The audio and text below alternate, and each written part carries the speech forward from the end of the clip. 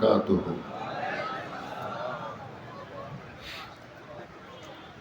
الحمد لله نحمده ونستعينه ونستغفره ونؤمن به ونتوكل عليه ونعوذ بالله من شرور أنفسنا ومن سيئات أعمالنا من يهدي الله فلا مضل له ومن يضلله فلا هادي له. সকলে জবান খুলে বলেন আশহাদু আল্লা ইলাহা ইল্লাল্লাহু ওয়াহদাহু লা শারীকা লাহু ওয়া আশহাদু আন্না মুহাম্মাদান আবদুহু ওয়া রাসূলুহু الذي أرسل رسوله بالحق بشيرا ونذيرا وداعيا إلى الله بإذنه وسراجا منيرا. فقد قال الله تعالى في كلامه المجيد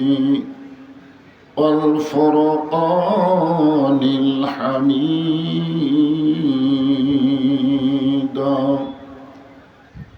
জবান খুলে সকলে পড়েন আউযু বিল্লাহি মিনাশ শাইতানির রাজিম. বিসমিল্লাহির রহমানির রহিম. ইয়া আইয়ুহাল্লাযীনা আমানু ইসতাঈনু বিস-সাবরি ওয়াস-সালাহ ইন্নাল্লাহা মা'আস-সাবিরিন.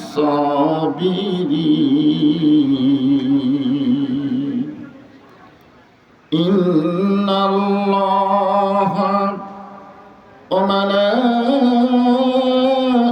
মালাইকাতাহু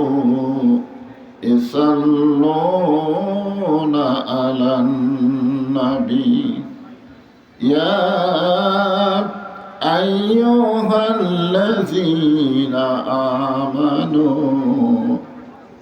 সাল্লু আলাইহি ওয়া সাল্লিমু তাসলিমা. اللهم صل على محمد وعلى آل محمد كما صليت على إبراهيم وعلى آل إبراهيم إنك حميد مجيد. اللهم بارك على محمد وعلى آل محمد كما باركت على إبراهيم وعلى آل إبراهيم إنك حميد مجيد. আল্লাহ পাকের দরবারে হাজার শুকরিয়া যে আল্লাহ তাআলা 3 দিন ব্যাপী ঐতিহাসিক সিরাত মাহফিলের সমাপনী রজনীতে মাগরিবের নামাজের পরেই আমাদেরকে আজকের এই মাহফিলে কবুল করেছেন। এজন্য শুকর গুজার করছি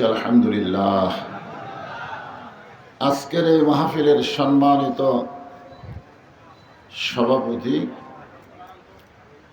ওলামা মাশায়েখের সম্মানিত সভাপতি, বগুড়া জেলার শহর শাখার নায়েবে আমির, আজকের এই মাহফিল উপস্থিত আছেন বগুড়া জেলা জামাতের আমির,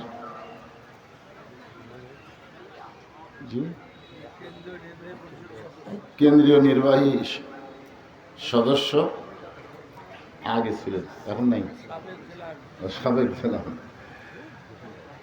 বগুড়া জেলার শহর শাখার আমির আমার শ্রদ্ধেয় বন্ধুবর আবিদুর রহমান সোহেল সহ গণ্যমান্য ব্যক্তিবর্গ যারাই মঞ্চে উপস্থিত আছেন, সম্মানিত ওলামায়ে কেরাম, আপনাদের মাঝে মাঝে বসে আছেন, মঞ্চে আছেন, সকলকেই অন্তরের অন্তঃস্থল থেকে আমি শুভেচ্ছা জ্ঞাপন করছি। আজকের এই মাহফিলে আমার সামনে যারা বসে আছেন, যিনাদেরকে আল্লাহ তাআলা কবুল করেছেন, নিচে ভিজা মাটি, নামাজ পড়ার সময় দেখলাম হাঁটু ভিজে যায়, এই ভিজা মাটিতে বসে আল্লাহ রাসূল সম্পর্কে জানার নিয়ত এসেছেন। আমি আমার অন্তরের অন্তঃস্থল থেকে আপনাদের সবাইকে শুভেচ্ছা জ্ঞাপন করছি। সম্মানিত মা বোনেরা, পর্দার অন্তরালে বসে বসে যিনারা আলোচনা শুনতেছেন, তাদেরকেও শ্রদ্ধা জ্ঞাপন করে বর্তমান প্রেক্ষাপটে এই মুহূর্তে আপনারা সকলে কেমন আছেন? জি আলহামদুলিল্লাহ রব্বিল আলামিন। যে আল্লাহ শারীরিক সুস্থতা দান করে মানসিক প্রশান্তি লাভের জন্য আজকের এই সিরাত মাহফিলে কবুল করলেন, আমরা সে আল্লাহর উপরে খুশি না বেজার? তাহলে জবান খুলে সমস্বরে সকলে বলবো রব্বানা লাকাল হামদ হামদান কাসীরান তাইয়িবান মুবারাকান ফীহি। আমরা প্রশংসা করলাম কার? কেন করলাম? কি পাওয়ার আশায়? লাইন শাকারতুম লাযীদান্নাকুম। যে আল্লাহর যত বেশি প্রশংসা করবে আল্লাহ তার নিয়ামত তত বাড়ায় দিবে। এখানে নিয়ামত শব্দের অর্থ হচ্ছে আল্লাহর সন্তুষ্টি। আমরা আল্লাহর প্রশংসা করলে আল্লাহ আমাদের উপর সন্তুষ্ট হবে, আসমান এবং জমিনের ফাঁকা জায়গাটা আল্লাহ নেকি দিয়ে পরিপূর্ণ করে দিবে। আর এই সুবহানাল্লাহ বলার কারণে বসে আছেন সেন্ট্রাল হাই স্কুল ময়দানে, আর আপনাদের নামে আল্লাহ জান্নাতের বাগানে একটা গাছ লাগাই দিছে। কবে জান্নাতে যাব তার কোনো গ্যারান্টি নাই, কিন্তু এখনই আমাদের নামে আল্লাহ একটা গাছ লাগাই দিছে। খুশি না বেজার? আমার পূর্বে আমার ছোট ভাই ওমা আরসালনাকা ইল্লা রাহমাতাল লিল আলামিনের উপরে অত্যন্ত গুরুত্বপূর্ণ আলোচনা করেছেন। আল্লাহ রাসূল গোটা বিশ্ব জগতের জন্য রহমত। আল্লাহ হচ্ছে রব্বিল আলামিন, আলহামদুলিল্লাহি রব্বিল আলামিন, আর নবী হচ্ছে রাহমাতুল লিল আলামিন। সমস্ত তাফসীর কারক এ বিষয়ে একমত। যতটুকু এরিয়ার রব হলেন আল্লাহ, ততটুকু এরিয়ার রহমত হলেন মুহাম্মাদুর রাসূলুল্লাহ সাল্লাল্লাহু আলাইহি ওয়াসাল্লাম। আমি পবিত্র কালামুল্লাহ শরীফের থেকে একটা আয়াত সূরা বাকারার এ রাসূলের সিরাত সম্পর্কে আলোচনা করব।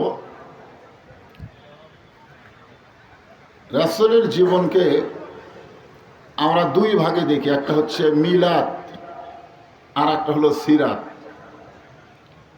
আমার পূর্বে যে ভাই আলোচনা করলেন হালিমাতুস সাদিয়া আমিনা, মানে আল্লাহ রাসূল যে রহমত স্বরূপ দুনিয়াতে এসেছেন,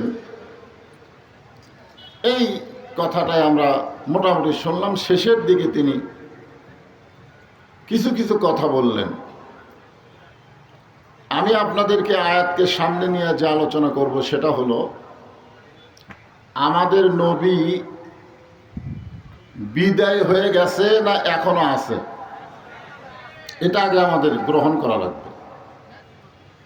নবী কি চলে গেছে না আছে? আছে, হ্যাঁ। নবী দুনিয়া থেকে চলে যাওয়ার পরে দুটা দল হয়েছিল। এক দল বলেছে নবী বিদায় নিয়েছে, নবীর জানাজা হবে, নবীর দাফন হবে। আর একজন বলেছে নবী কোনোদিনও বিদায় নিতে পারে না। হযরত আবু বকর রাদিয়াল্লাহু তাআলা আনহু নবীকে দাফন করার জন্য ব্যস্ত হয়ে গেলেন, কারণ আল্লাহ রাসূল বলেছেন তিনটা কাজ দেরি করা যায় না। জোরে বলেন কয় কাজ? তার মধ্যে একটা কাজ হলো কেউ দুনিয়া থেকে বিদায় নিলে তাকে দাফন করতে অযথা দেরি করা যাবে। 2 নম্বর হলো ছেলে মেয়ে যখন বয়স হবে তখন বিয়ে শাদীর ব্যাপারে দেরি করা যাবে। আমাদের বাংলাদেশে মনে হয় দেরি নেই। আমাদের বাংলাদেশে সরকারি একটা বয়স আছে যে মেয়েদের 18, ছেলেদের 22। আপনারা বলেন তো, একটা হলো সরকারি আর একটা হলো দরকারি, জোরে কোন ঠিক কিনা? তো কোনটা দরকার? 22ই দরকার। তো যাই হোক, ছেলে মেয়েরা যদি বয়স হয়ে যায় তাদের বিবাহের ব্যাপারে দেরি করলে সমস্যা আছে, আছে না নাই? আর 3 নম্বর হলো কেউ যদি ঋণগ্রস্ত হয়, হাতে টাকা পয়সা আসলেই ঋণ পরিশোধ করতে কোনো দেরি করা যাবে? তাহলে কয় কাজে দেরি করা যাবে না? 3 কাজে। এখন আপনারা বলেন আল্লাহ রাসূল দুনিয়া থেকে বিদায় নেওয়ার সাথে সাথেই কি রাসূলকে দাফন করা হয়েছে? এটা কিন্তু আমাদের জানা দরকার। রাসূল দুনিয়া থেকে বিদায় নেওয়ার সাথে সাথেই রাসূলকে দাফন করা হয় নাই। তাকে দুনিয়াতে 3 দিন, জোরে বলেন কয় দিন? তাহলে রাসূল বললেন দুনিয়া থেকে বিদায় নেওয়ার সাথে সাথে দাফন করা লাগবে, অথচ রাসূল বিদায় নেওয়ার পরে 3 দিন তাকে দুনিয়াতে কেন রাখলেন? নবীর উম্মত হিসাবে এটা আমাদের জানার দরকার আছে না নাই? দরকার আছে না নাই? হ্যাঁ, এটা জানতে হবে তো। কারণ আল্লাহ রাসূলকে না জানলে রাসূলকে তো মানা যাবে না। মাইকেল হার্ট একজন খ্রিস্টান হয়ে আমাদের নবীকে 1 নম্বরে বলেছে বলে আমরা খুশি, কিন্তু আল্লাহ কোরআনে বলেছে ইন্নাকা লাআলা খুলুকিন আযীম। কোনো মাইকেল হার্টের দরকার নাই, স্বয়ং আল্লাহই বলেছেন নবীর চরিত্র হলো সবচাইতে উত্তম চরিত্র। জোরে কোন কথা ঠিক কিনা? ওলা খ্রিস্টানের কথা আমাদের জানার টাইম আছে?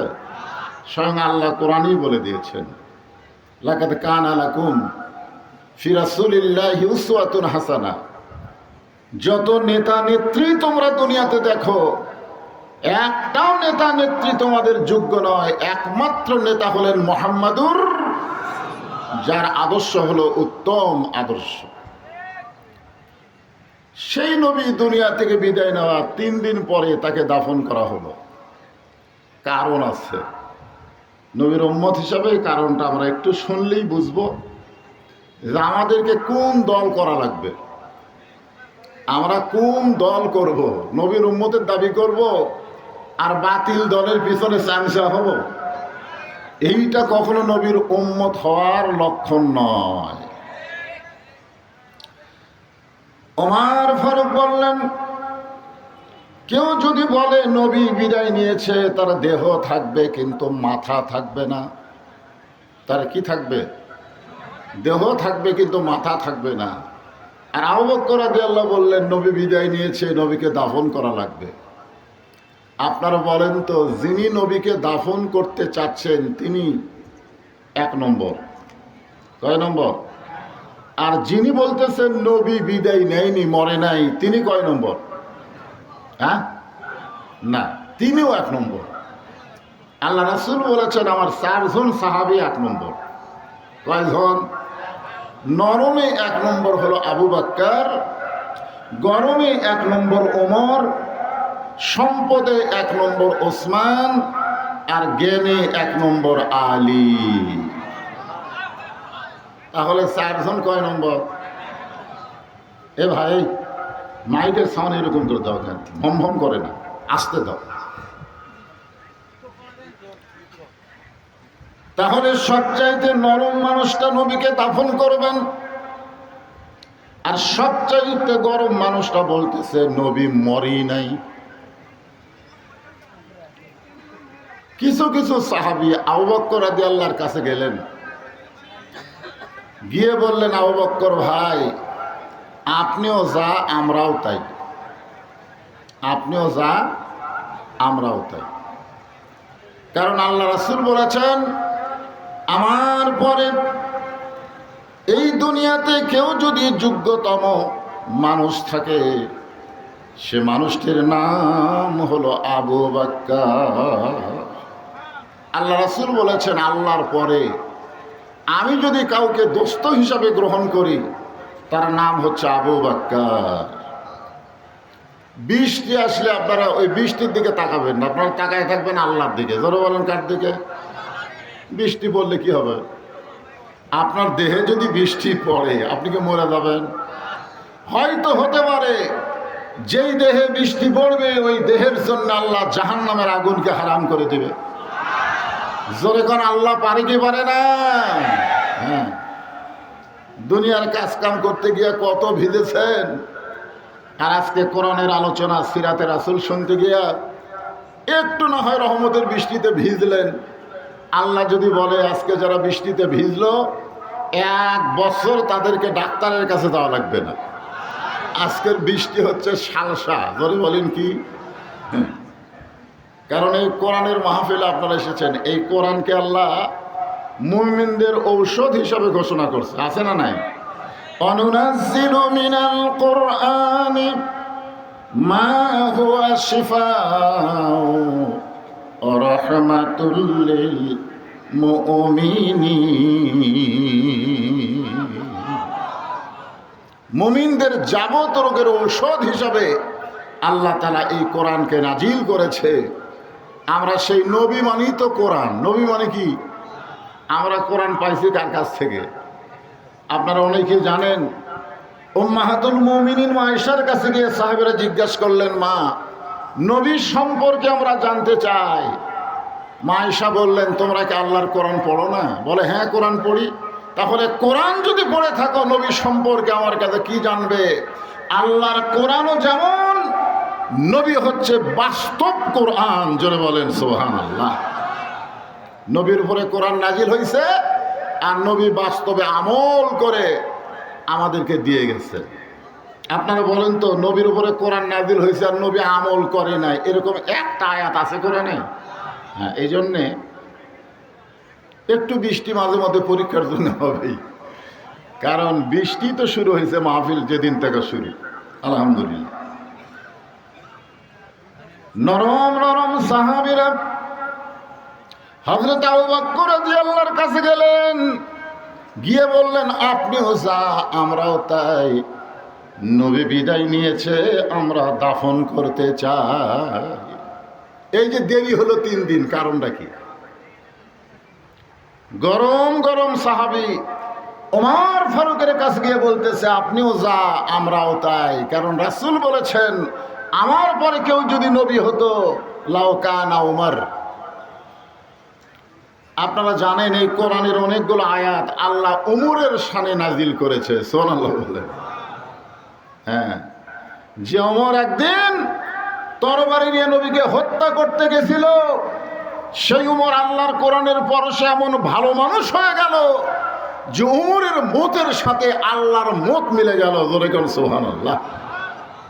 যার কারণে নবী বললেন, আমার পরে যদি নবুয়তের দরজা খোলা থাকতো, তাহলে আল্লাহ হযরত ওমরকে নবী হিসাবে কবুল করত। কিন্তু নবুয়তের দরজা বন্ধ হয়েছে বলে উমর নবী হবার পারে নাই। তবে নবী হওয়ার সব যোগ্যতা আল্লাহ হযরত উমরকে দান করেছে। আল্লাহ রাসূল বলেছেন, আমার দ্বারা ইসলাম প্রচার হয়েছে, আর উমরের দ্বারা ইসলাম প্রসারতা লাভ করেছে। জোরে কান সুবহানাল্লাহ। আপনি জানেন হযরত উমর যখন খলিফা ছিলেন, তখন ইসলাম কতদূর পর্যন্ত পৌঁছে গেছিল? তো গরম গরম সাহাবী সব ওমরের দলে, আর নরম নরম সব গেল আবু বক্করের কাছে। দল হলো কয়টা? জোরে বলেন কয়টা? এখন বাংলাদেশে ইসলামী দল কয়টা? আমাকে বলে, হুজুর এতগুলো ইসলামী দল যদি একত্র হয় তাহলে আগামী নির্বাচনে কোরআনের বিজয়। আমি বললাম হবে না, হবে না। একজন আমাকে ফিসফিস করে বলে, হুজুর আসল ইসলামী দল কোনটা? সবই তো ইসলামের সাইনবোর্ড লেখা আছে, এর মধ্যে আসল কোনটা?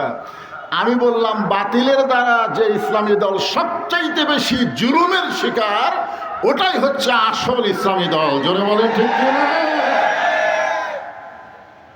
আমাকে বলে, হুজুর কতগুলো ইসলামী দল সরকারকে এত গেলেই, এত সরকারের সমালোচনা করে, তারপরও সরকার সেই ইসলামী দলের কাউকে গ্রেফতার করে না, কারণ কি? আমি কইলাম, ওই ইসলামী দলের সম্পর্ক বাতিলের সাথে নানা নাতি। ধরে বলেন কি নাতি?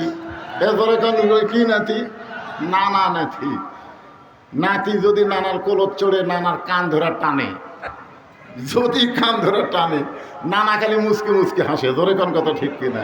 একজন বলে, নাতি আপনার কান ধরে টানতেছে, হাসেন কেন? বলে, আমার নাতি তো। তো কতগুলো ইসলামী দল, নামে শুধু ইসলামী দল, এরা মূলত বাতিলের নাতি। ধরে কোন কথা ঠিক কিনা? সবগুলো ইসলামী। চোখ কান খোলা রাখতে হবে। যারা বলেন ঠিক। কয় দল হলো? দুই দল। একটা হলো নরম দল, একটা হলো গরম দল। এমন সময় আবু যর গিফারী রাদিয়াল্লাহু তাআলা আনহু তিনি বললেন, আমরা আবু বকরের দলেও যাব না, আমরা ওমর ফারুকের দলেও যাব না, আমরা যাব হযরত আলীর কাছে। জোরে বলেন কার কাছে? আপনারা বলেন, দল বাড়তিছে না কমতিছে? নরমের কিন্তু একদল হয়ে গেছে দাফন করার, আর গরমের একদল হচ্ছে মরেই নাই, ডাক দিলি চেতন পাবি, ঘুমের মধ্যে আছে। আমরা গজল গাই না, ইসলামের আলো জ্বালায়া দিয়া নবী ঘুমায়া আসেন সোনার মদিনায়। গজল গান না আপনারা? আজও পৃথিবীর এমন কিছু উম্মত আছে, নবী রওজার পাশে গিয়ে সালাম দিলে নবী সালামের উত্তর দেয়। জোরে বলেন কথা ঠিক কিনা? আমরা ঠসা, আমাদের সালাম হয়তো নবী পর্যন্ত যাই না, কারণ আমরা অধিকাংশই গোটা পৃথিবীর মধ্যে সবচাইতে বড় মুনাফিকের রাষ্ট্র হলো বাংলাদেশের রাষ্ট্র। জোরে কোন কথা ঠিক? এদের মুখের সাথে কাজের মিল নাই। যত মানুষ আমরা সাইদি হুজুরের ভক্ত ছিলাম, কি এই যে তারেক জিয়া বললো তখন আসতো, তারেক জিয়া যেখানে আমরা আছি সেখানে তারেক জিয়া জেলখানায় এক সালারও মিছিল নাই। ধরে কোন কথা ঠিক? মুনাফিক মানে মুখে যা কয় কাজে তা না। আমরা বহুবার কিন্তু মুনাফিকের কারণে ডস খাচ্ছি। আগামী ইলেকশনে আর কোনো মুনাফিক থাকবে না। ইমানে দুর্বল হলেও আমরা মুসলমান থাকবো। জোরে বলেন কথা ঠিক? তো এখন আবু যর গিফারী বলতেছে, খামাখা নরমের কাছেও নাই, গরমের কাছেও নাই, আমরা যাব হযরত আলীর দরবারে। আবু যর গিফারীর নেতৃত্বে হাজার হাজার সাহাবী হযরত আলীর দরবারে গিয়ে দেখেন হযরত আলী আল্লাহর কোরআন তেলাওয়াত করতেছে। ইন্নামাল মুমিনুনা আল্লাযীনা ইযা যুকিরাল্লাহু ওয়াজিলাত কুলুবুহুম ওয়া ইযা তুলিয়াত আলাইহিম আয়াতুহু যাদাতুহুম ঈমানাও ওয়া আলা রাব্বিহিম ইয়াতাওয়াক্কালুন।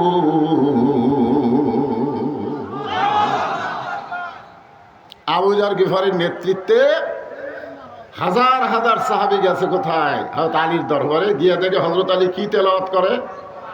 কোরআন পড়ে না, তেলাওয়াত করে। কোরআন পড়া আর কোরআন তেলাওয়াত এক নয়। বাংলাদেশের মুসলমান কোরআন পড়ে কিন্তু কোরআন তেলাওয়াত করে না। এখন যদি আপনাদের বলি, আপনারা বলবেন হুজুর পড়া আর তেলাওয়াত তো একই। গিরিশচন্দ্র সেন কোরআন পড়েছে কিন্তু তেলাওয়াত করে নাই।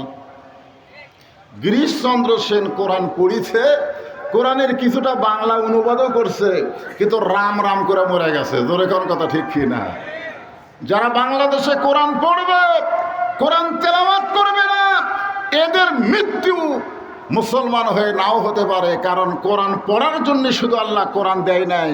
কোরআন তেলাওয়াত মানে কোরআন পড়তে হবে, কোরআন বুঝতে হবে, কোরআন অনুযায়ী নিজের জীবনকে সাজাতে হবে। ধরে কোন কথা ঠিক? যেরকম ঈমান সম্পর্কে সাহাবীরা বললেন, ইয়া রাসূলুল্লাহ ঈমান কি? রাসূল বললেন ইকরার বিল লিসান, তাসদীক বিল জানান, আমল বিল আরকান। এরই নাম হলো ঈমান। খালি লা ইলাহা ইল্লাল্লাহ মুহাম্মদ রাসূলুল্লাহ পড়লি ঈমান? লা ইলাহা ইল্লাল্লাহ, লা ইলাহা ইল্লাল্লাহ, হ্যাঁ ঝাঁকি ঠিকই মারতেছে, কিন্তু লা ইলাহা ইল্লাল্লাহর বাংলা অর্থ কি এইটাও পর্যন্ত গ্রহণ করতেছে না। জোরে কোন ঠিক কিনা? হ্যাঁ, একটু মনোযোগ দিয়ে শুনবেন। হযরত আলী যখন আল্লাহর কোরআন তেলাওয়াত করে, এমন সময় আবু যর গিফারি বলতেছে, আলী ভাই খামাখা কোরআন তেলাওয়াত করে কোনো লাভ নাই, বাহিরে নবী নিয়ে গন্ডগোল চলতেছে। আমার কথা বুঝতে পারেননি? আবু যর গিফারি বলতেছে, আলী ভাই খামাখা কোরআন তেলাওয়াত করে কোনো লাভ? কথা কয় না কেন? প্রতি রমজান মাসে কোরআন খতম দিয়ে লাভ হবে? জোরে কোন কোরআন খতম দিয়ে লাভ হবে? যদি মানুষের তৈরি আইন দিয়ে বাংলাদেশ চলে, আপনি ফজরের নামাজের পরে জুমার দিনে সূরা কাহাফ পড়তেছেন আর আপনার বউ ভারতের স্টার জলসা দেখতেছে। খামাখা, এর নাম কি? খামাখা কোরআন তেলাওয়াত করে কোনো লাভ নাই। কারণ যার ওপর কোরআন নাজিল হয়েছে সেই নবী নিয়ে গন্ডগোল চলতেছে। আমরা আসলাম আপনার কাছে মীমাংসার জন্য। আনা মাদিনাতুল ইলমি ওয়া আলিউ বাবুহা, নবী হচ্ছেন ইলমের শহর, আপনি হচ্ছেন তার দরওয়াজা। আমাদেরকে একটু মীমাংসা করে দেন। আলী বলতেছেন চলো যাই। আবু যর গিফারি বললেন, আমরা আসলাম আপনার কাছে, নবী দাফন হবে না ঘুম থেকে চেতন পাবে? আবু বকর দাফনের পক্ষে, উমর চেতনের পক্ষে। আমরা আসলাম আপনার কাছে মীমাংসার জন্যে, আর আপনি আমাদেরকে নিয়ে কোথায় যাবেন? হযরত আলী যখন যাচ্ছেন, পিছন দিক থেকে আবু যর বলতেছে, আপনি কি আবু বকরের দলে যাবেন না উমরের দলে যাবেন? এই কথাটা গুরুত্ব দিয়ে শুনতে হবে। আপনি কি আবু বকরের দাফন করার দলে যাবেন না উমরের দলে যাবেন? সঙ্গে সঙ্গে হযরত আলী বললেন, একজন মুসলমান কোনোদিন মানুষের দল করতে পারে না। আবু বকরের দল করাও জায়েজ নাই, উমরের দল করাও জায়েজ নাই। দল করতে হবে কেবলমাত্র আমার আল্লাহ। আবু বকরের মতন মানুষের দল করা যাবে না, উমরের মতন মানুষের দল করা যাবে না। আর তোমরা মুজিবের দল করবা, জিয়ার দল করবা, এরপরে মুসলমান দাবি করবা, এটা কখনোই সম্ভব নয়। জোরে বলেন ঠিক? দেখছেন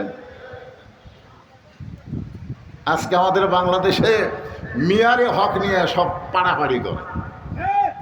মিয়ারে হক, আলী বলতেছেন আবু বকরের দল করা যাবে না, উমরের দল করা যাবে না, কোনো মুসলমান মানুষের দল করবে না। মুসলমান কেবলমাত্র দল করবে কার? তাহলে আমার সামনে যারা বসে এবং যারা ভিজা মাটি হওয়ার কারণে বসবার পারতেছে না, এ সাইডে অনেক লোক, ঠিক আছে বসার দরকার নাই, শুনলেই হলো। এখন আপনারা বলেন, কোনো মানুষের দল করবেন না আল্লাহর দল করবেন? কারা কারা আল্লাহর দল করবেন? দুই হাত তুলে আবার আল্লাহকে দেখান। লিল্লাহি তাকবীর, হাত নামান। আল্লাহ, সিরাত মাহফিল সফল হয়ে গেছে। আল্লাহ, এতগুলা মানুষ সবই যদি আল্লাহর দল করে, কি ভাই মানুষের দল করা যাবে? মানুষের দল মানুষের মতেরই ঠিক নেই, এক এক সময় এক এক কথা কয়,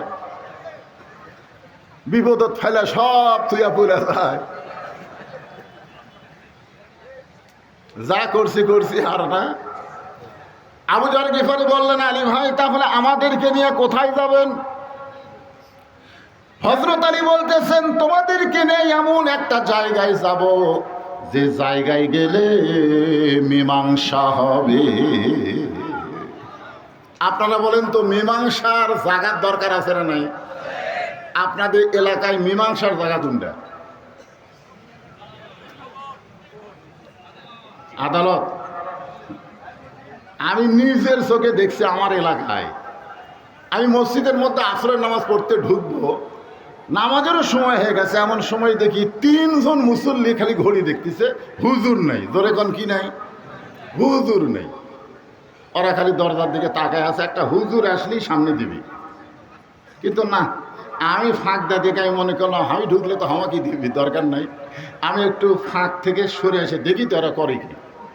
তা আমার এলাকা তো আমি দেখলাম খেয়াল করে, একজন জামাত ইসলাম করে, এই 3 জনের একজন কি করে? জামাত ইসলাম করে, একজন আওয়ামী লীগ করে, একজন বিএনপি করে।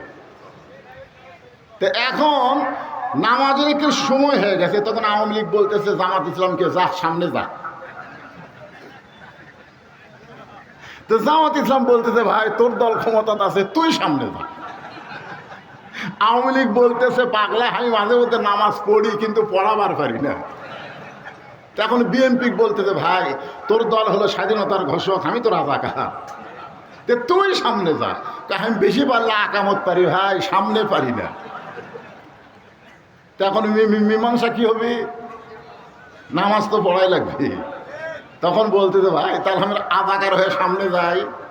আওয়ামী লীগ, তুই জামাত, আমি আওয়ামী লীগ, ওই বিএনপি, ওটা হলো বাহিরের কথা, ভিতরে কোনো দল নাই। মীমাংসার জন্য আমরা কাতারবদ্ধ হয়ে নামাজ পড়তে চাই। জোরে কণ্ঠে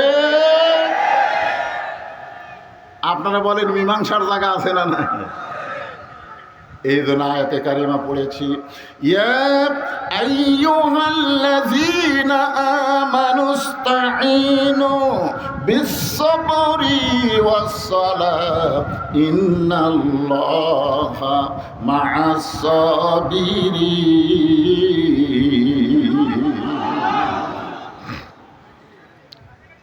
ইন্নাস সালাতা তানহা আনিল ফাহশাই ওয়াল মুনকার। একমাত্র নামাজ পারে মানুষকে যাবতীয় খারাপি থেকে বাঁচাই দিতে। আজকে যদি আল্লাহর দল, কোরআনের দল ক্ষমতায় যায়, ক্ষমতায় যাওয়ার পরে পদ্মা সেতু নির্মাণ করা, উমুক ট্যানেল নির্মাণ করা, ফ্লাইওভার নির্মাণ করা, সব কাজই করবে, কিন্তু সর্বপ্রথম যে কাজটা হলো নামাজকে কায়েমের বিল পাস করবে। জোরে বলেন কথা ঠিক? নামাজ নাই, কিচ্ছু নাই। আল্লাহ রাসূল জীবনের শেষ প্রান্তে সে মা আয়েশার কোলে মাথা রেখে নামাজের জামাত দেখেছে। নবীর চোখ দিয়ে দর দর করে পানি পড়তেছে। মা আয়েশা বলে, ইয়া রাসূলুল্লাহ, আপনি কাঁদতেছেন, আপনার জায়গায় আমার বাবা ইমামতি করতেছে। রাসূল বলে, আয়েশা, এই নামাজের জন্য সারা জীবন আমি এত নির্যাতন ভোগ করেছি। আজকের এই কান্না আমার দুঃখের কান্না না, এই কান্না হলো আমার আনন্দের কান্না। মুসলমান জামাতে দাঁড়িয়ে গেছে, জামাতে দাঁড়িয়ে গেছে। আজকে কলেমার জামাত করলে কোনো সমস্যা নাই, তাবলীগের জামাত করলে কোনো সমস্যা নাই, খালি ইসলামের জামাত করলে সমস্যা। জোরে বলেন কথা ঠিক কিনা? লোকটা নামাজের জামাত করে ভালো লোক বারে, লোকটা কলেমার জামাত করে ভালো, লোকটা তাবলীগ জামাত করে ভালো, লোকটা জামাত ইসলাম করে আর কথা কয় না। সব জামাত তোমাদের পছন্দ, জামাত ইসলাম কোন জায়গায় তাকিরা মারছে? যত জামাতি করো, কোন জামাত কবুল হবে না যতক্ষণ জামাত ইসলাম না করবে। জোরে বলেন কথা ঠিক? হযরত আলী বললেন, এমন একটা জায়গায় তোমাদেরকে নিয়ে যাব যে জায়গায় গেলে তোমরা মীমাংসা পাবে। হযরত আলী সামনে সামনে আর হাজার হাজার সাহাবী পিছনে পিছনে। যেই ঘরে আল্লাহর নবী ঘুমায় আছে, শুয়ে আছে, কিংবা বিদায় নিয়েছে, এই ঘরটা হলো মা আয়েশার ঘর। জোরে বলেন কার ঘর? ওই ঘরের দরজাত গিয়ে হযরত আলী দাঁড়ালেন। হযরত আলী দাঁড়ালেন মা আয়েশার ঘরের দরজায়। আবু বকর রাদিয়াল্লাহু দৌড়ে এসে বলতেছে, আলী, রাসূল শোবে সাদেকে দুনিয়া থেকে বিদায় নিছে, আমি তাকে দাফন করতে চাই, কিন্তু উমর যে খেপা খেছে, তুমি যদি একটু আগে আসতা, উমরের ক্ষমতা হতো না যে বাধা দিত। আপনারা বলেন তো, হযরত আলী যার পক্ষে যাবে, তার বিপক্ষে কোনো লোক থাকবি? জ্ঞানের দিক দিয়ে, শক্তির দিক দিয়ে, কথা কন না কেন? জ্ঞানের দিক দিয়ে হযরত আলীর চাইতে বড় জ্ঞানী আছে? শক্তির দিক দিয়ে আসাদুল্লাহিল গালিব, এটা কাউয়া কাদের না, মাজা ভাঙ্গা তাও ডাকে খেলা হবি, খেলা হবি, এটা কাউয়া কাদের।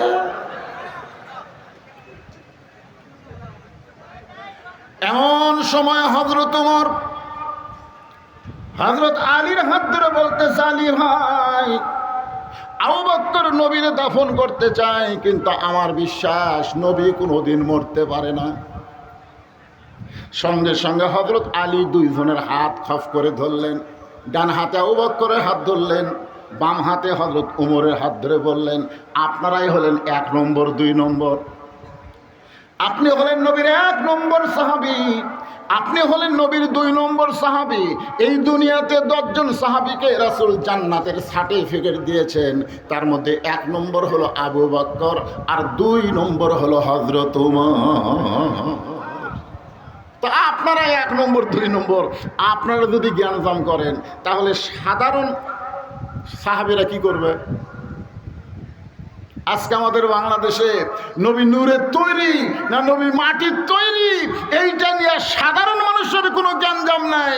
যত জ্ঞানজাম এই সারা আলেমেকের মধ্যে। জোরে কোন কথা ঠিক কিনা?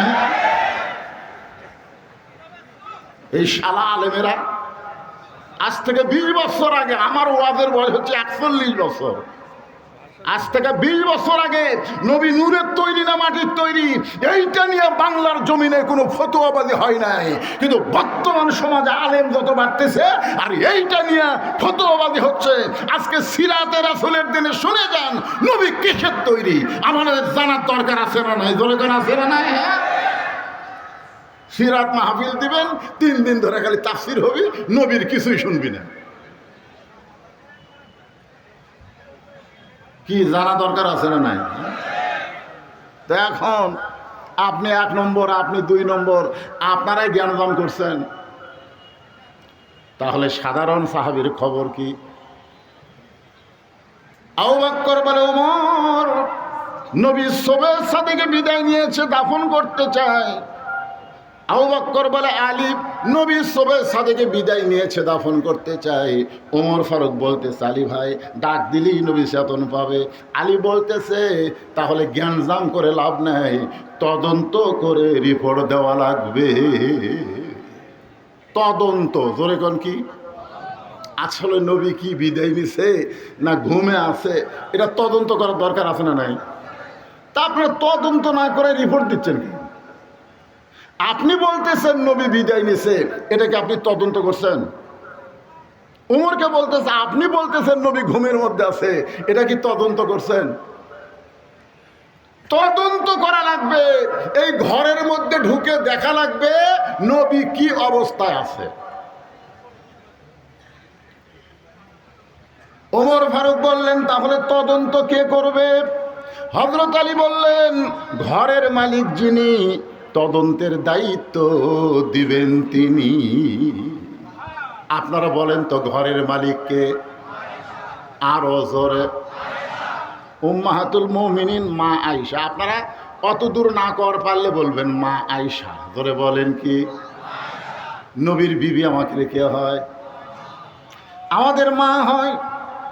এই কারণেই মা আয়েশা যাকে বলবেন তিনি তদন্ত করবেন। আলী বলতেছেন, ও মা, নবী সম্পর্কে বাহিরে জ্ঞানজাম বেজে গেছে। একদল বলতেছে নবী বিদায় নিছে, আর একদল বলতেছে নবী ঘুমের মধ্যে আছে। মা, নবী কেমনে আছে এটা তদন্ত করে আগে রিপোর্ট দেওয়া লাগবে। এখন আপনি বলেন তদন্ত কে করবে? মা আয়েশা ঘরের ভিতর থেকে বললেন, নবীর মাদ্রাসার 1 নম্বর ছাত্র যিনি, তদন্তের দায়িত্ব পাবেন তিনি। আপনারা বলেন তো, নবীর মাদ্রাসার 1 নম্বর ছাত্রকে? হ্যাঁ,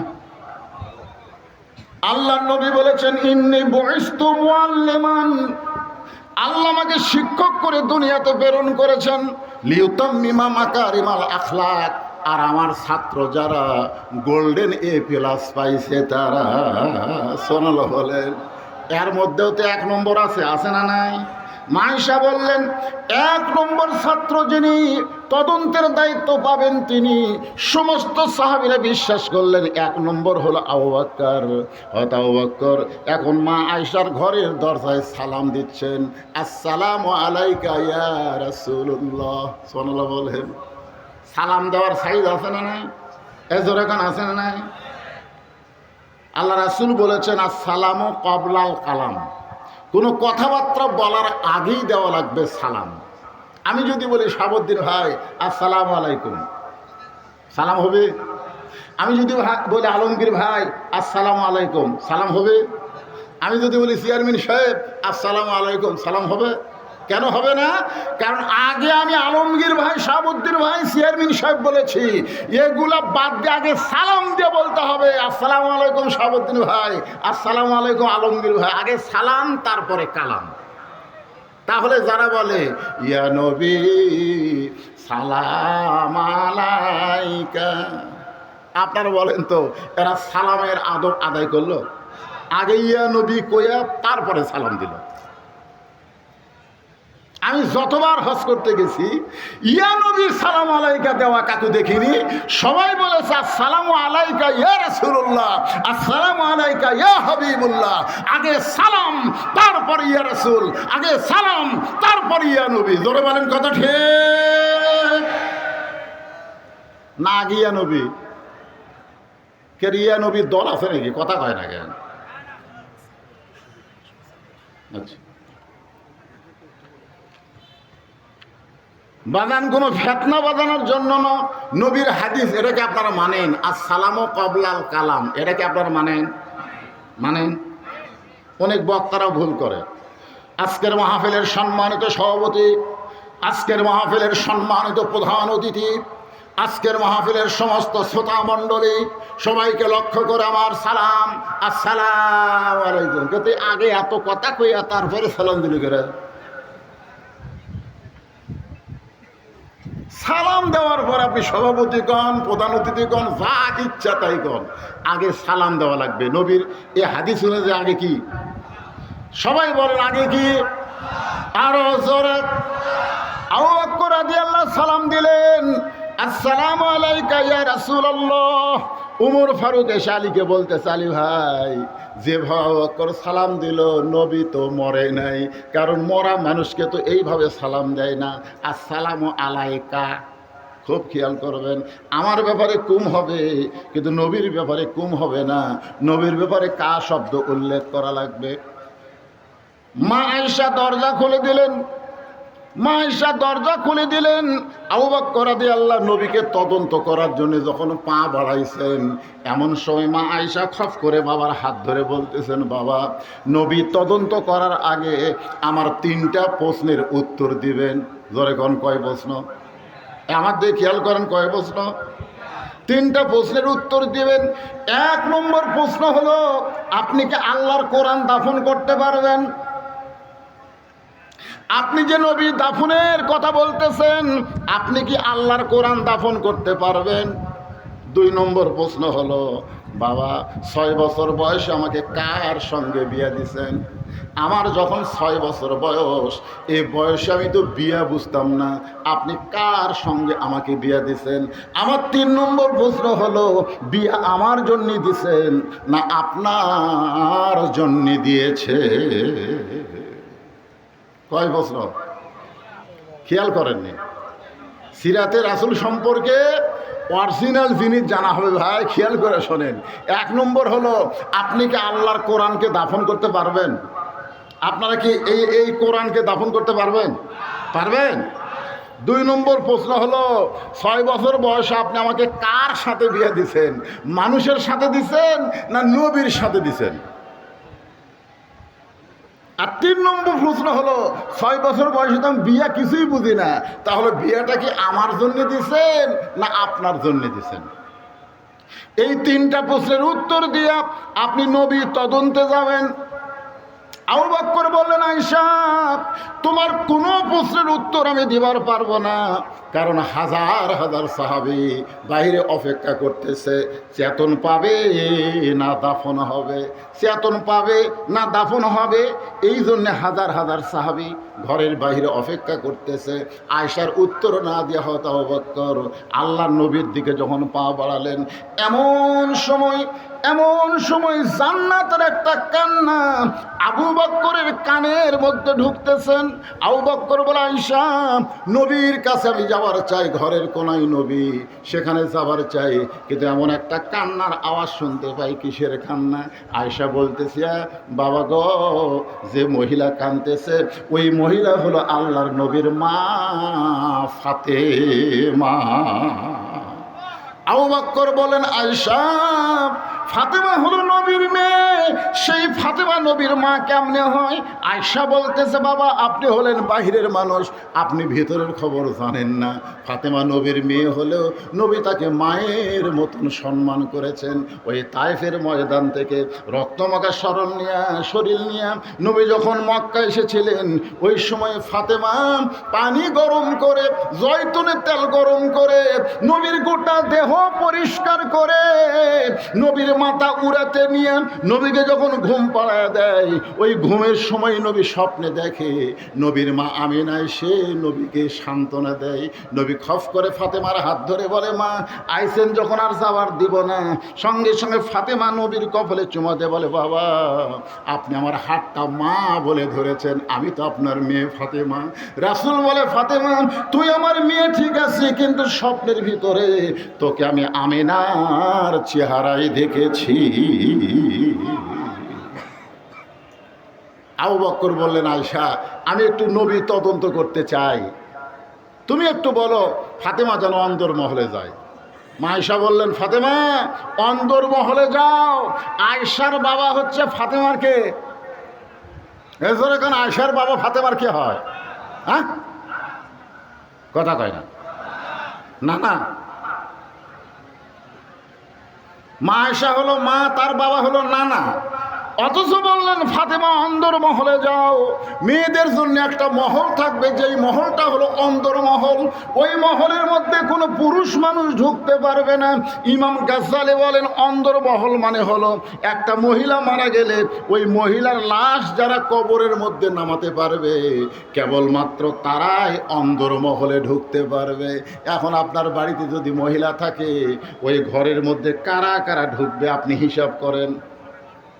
আপনার বউ যদি মারা যায়, আপনি বলেন তো কারা কারা লাশ ধরে কবরের মধ্যে নামাবার পারবে? আপনি হিসাব জানেন?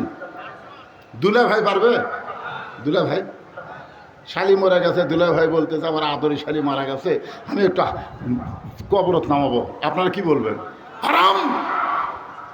দুলা ভাই শালির লাশ ধরা হারাম।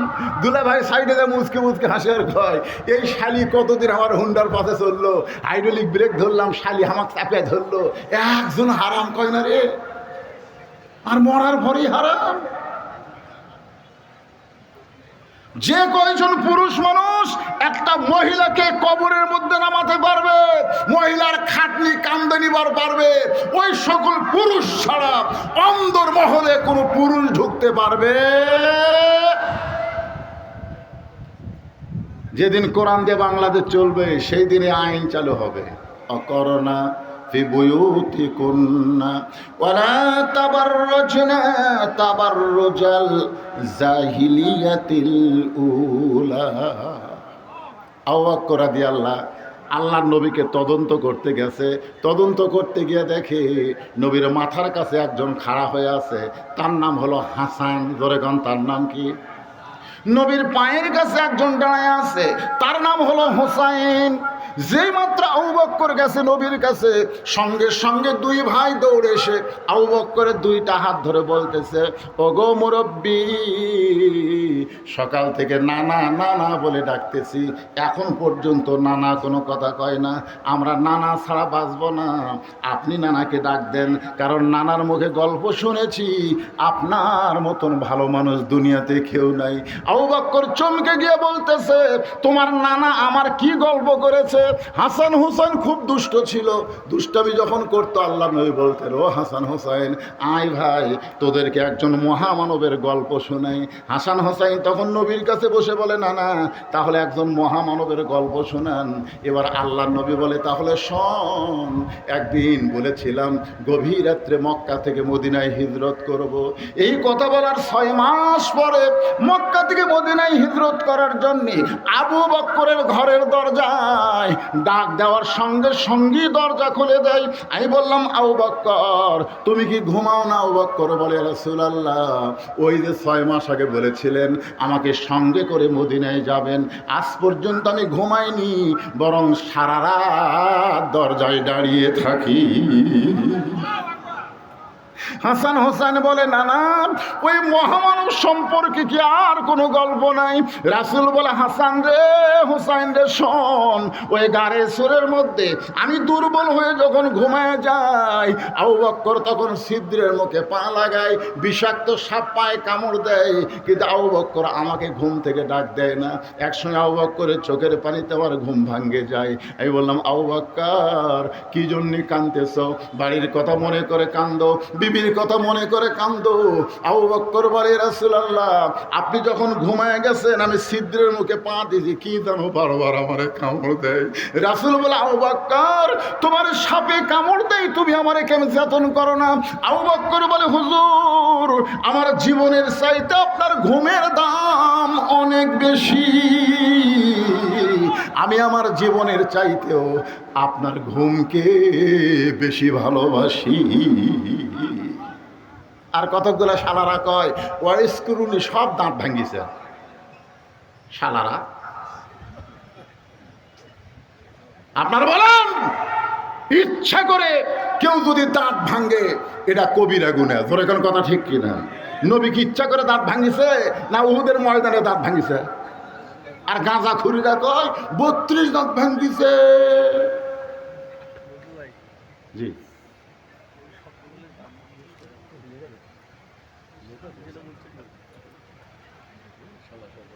হ্যাঁ, আচ্ছা ঠিক আছে। আলহামদুলিল্লাহ। শালা মানে কি আমার আবার বোন নাই, বোঝেন না? আমার কোনো বোন নাই, আমার বাপের 4 বেটা। তা আমার এক চাওয়াতো ভাই আছে, ওর আবার বোন আছে। আর দুলা ভাই আসলেই দৌড়ে দেখা, দেন 500 টাকা দেন, দেন 1000 টাকা দেন। ওই দুলা ভাই যখন টাকা দেয় তখন কই, আল্লাহ রে, শালা যদি আমি হতে পারতাম তাহলে আমিও টাকা পেতাম।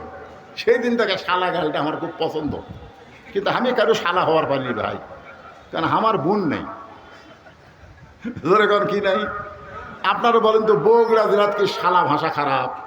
এ কথা কর না কেন, খারাপ? তো যাই হোক, একটু মনোযোগ দা কথাগুলো শুনবেন। আবু বকর রাদিয়াল্লাহর 2টা হাত 2জন চাইবা ধরছে। এমন সময় আবু বকর বলতেছে, ওমর তুমি ঠিক বলেছ, তুমি ঠিক বলেছ। হাসান হোসেনকে সঙ্গে করে যখন দরজা খোলা আবু বকর বের হয়, আলী বলতেছেন, আল্লাহর নবীর খবর কি? নবী দাফন হবে না চেতন পাবে?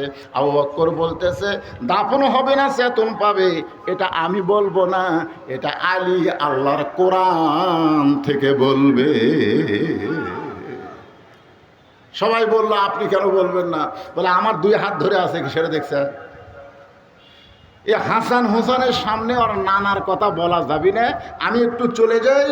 নবী কি হবে? দাফন হবে না চেতন পাবে? হযরত আলী আল্লাহর কোরআন থেকে সিরাত আপনাদের সামনে বয়ান করবে। এখন হযরত আলী আল্লাহর কোরআন থেকে কি বয়ান করবে, কারা কারা শুনবেন? আল্লাহকে একটু হাত দেখেন তো দেখি, আল্লাহ হাত দেখেন। লিল্লাহে তাকবীর, হাত নামান। এটা শোনার আগ দিয়ে আপনাদের কাছে একটু ব্যাগ যাবে, ব্যাগ। এই ব্যাগের মধ্যে 10 টাকা, 20 টাকা, 50 টাকা, 100 টাকা, যে যা পারবেন, বিশাল খরচ ভাই। তবে আমি আলমগীর ভাইকে বলবো, আগামীতে যখন সিরাত মাহফিল করবেন, এই বর্ষাকালে না করে, সিরাত মাহফিল খালি রবিউল আউয়াল মাসেই করা যায় তা না, সারা বছর করা যায়। জোরে কোন ঠিক কিনা? সারা বছর করা, নবীর সিরাতের উপরে মাহফিল সারা বছর করা যাবে। এই বর্ষাকালে যার না করে, এটা একটা কেমন সাইজ? বৃষ্টি ধরছিলই তো, আল্লাহ ছাড়া দিছে। আজকের মাহফিলের শেষ পর্যন্ত আল্লাহ যেন আর বৃষ্টি না দেয়। জোরে কর আল্লাহুম্মা আমিন। হ্যাঁ, সবাই বলে আল্লাহুম্মা আমিন। হ্যাঁ, দেন, ব্যাগের মধ্যে দেন, দেন, দেন, সবাই দেন, সবাই আল্লাহর রাস্তায় দেন। 10, 20, 50, 100। যদি কেউ মনে করেন হুজুর আমি 500, 1000 দিব, তাহলে ব্যাগের মধ্যে না দিয়ে টেজত দেন। কারণ 500, 1000 ব্যাগের মধ্যে শয়তান দিবার দিবি না, মিন শারিল ওয়াসওয়াসিল খান্নাস। শয়তান বলবি 500 কে ব্যাগের মধ্যে দিব রে, সিনা 10 টাকা দে। যে টাকা চলবি না, চালা লেয়নি, পানওয়ালা ধরেনি, ওই টাকা দে। এই জন্যে 500 টাকা আর 500 টাকা, 1000 টাকা এইরকম যদি কোন আল্লাহ দানবীর থাকেন, তাহলে ব্যাগের মধ্যে না দিয়ে টেজত এসে দেন, দেন, আল্লাহর রাস্তায় দেন। এখানে এমন অনেক আল্লাহর বান্দা আছে 10,000 টাকা দিতে পারে, এরকম আল্লাহর বান্দা আছে। হ্যাঁ, দেন, সবাই দেন, সবাই আল্লাহর রাস্তায় দেন। পকেটে হাত দিয়েছেন তো, সবাই দেন। হ্যাঁ, যারা দাঁড়িয়ে আছেন তাদের কাছেও ব্যাগ নিয়ে যাও বাবা, যারা দাঁড়িয়ে আছে তাদের কাছেও ব্যাগ নিয়ে যাও। সবাই আল্লাহর রাস্তায় 10, 20, 50, 100 টাকা করে এই সিরাত মাহফিলের জন্য আপনারা দান করবেন।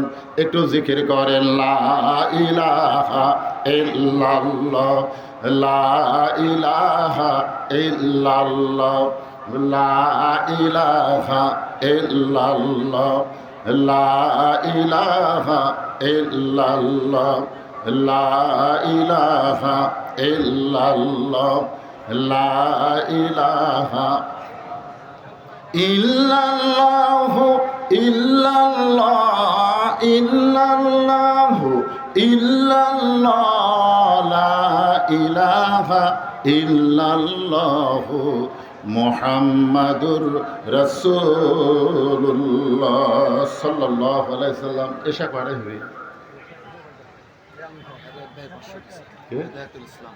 হেদায়েতুল ইসলাম একজন আল্লাহর বান্দা 500 টাকা দান করছে। আল্লাহ তার দানকে কবুল করেন। যে নিয়তে দান করলো আল্লাহ নেক নিয়ত নেক আশা পুরা করলো। আল্লাহুম্মা আমিন। 3 মিনিট পরে আজান হবে। 3 মিনিট আজান হবে, 3 মিনিট পরে নামাজ হবে বোধহয়। তো কাম তো সারা রে বাবা।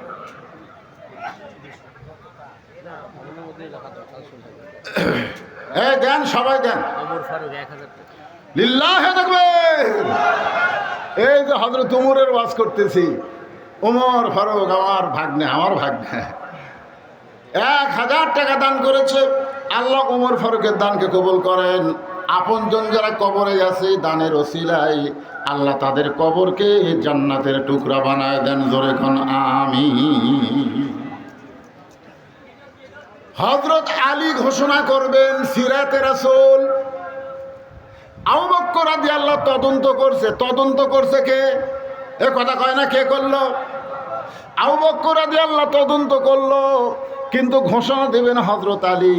হাসান হোসেনকে নিয়ে যখন চলে গেছে, এমন সময় কোরআন থেকে হযরত আলী বলতেছেন, কুল কুল, হে রাসূল আপনি বলেন, ইন কুনতুম তুহিব্বুনাল্লাহ ফাত্তাবিউনি ইউহিব্বুকুমুল্লাহ ওয়া ইয়াগফির লাকুম যুনুবাকুম ওয়াল্লাহু গফুরুর রাহিম।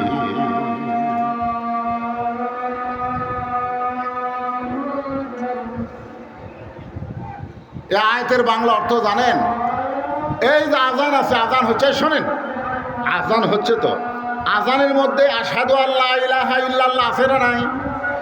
আজানের মধ্যে আশহাদু আন্না মুহাম্মদ রাসূলুল্লাহ আছে না নাই? এই কোরআনের মধ্যে আল্লাহ আছে না নাই? এই কোরআনের মধ্যে মুহাম্মদ আছে না নাই? নামাজের মধ্যে আল্লাহ আছে না নাই? নামাজের মধ্যে নবী আছে না নাই? এখানে আছে না নাই? আল্লাহ থাকবে যতক্ষণ, নবীও থাকবে ততক্ষণ। নবী কোনোদিন মরতে পারে না। নবী হলো প্রত্যেকটা উম্মতের আদর্শ। জোরে বলেন কথা ঠিক কিনা? নবী মরছে, আপনার মাথায় টুপি এটা কার? জোরে করে এটা কার? আপনার মুখের দাঁড়িয়ে টাকার, আপনার লেবাসের তাকওয়া এটা কার? তার মানে নবী মরে নাই, নবী আছে প্রত্যেকটা উম্মতের কলিজায়। জোরে বলেন কথা ঠিক? আমরা নবীকে অনুসরণ করে আমল করে বাকি জীবন চলতে চাই। আজকের সিরাত মাহফিলকে আল্লাহ কবুল করুক। জোরে বলেন আল্লাহুম্মা আমিন। আর এখানেও আজান হবে, বিশাল জামাতের আওয়াজ হবে। সংক্ষিপ্ত সময়ের মধ্যে আমি যা বললাম আল্লাহ বুঝ মোতাবেক বক্তা শ্রোতা সবাইকে আমল করার তৌফিক দান করুক।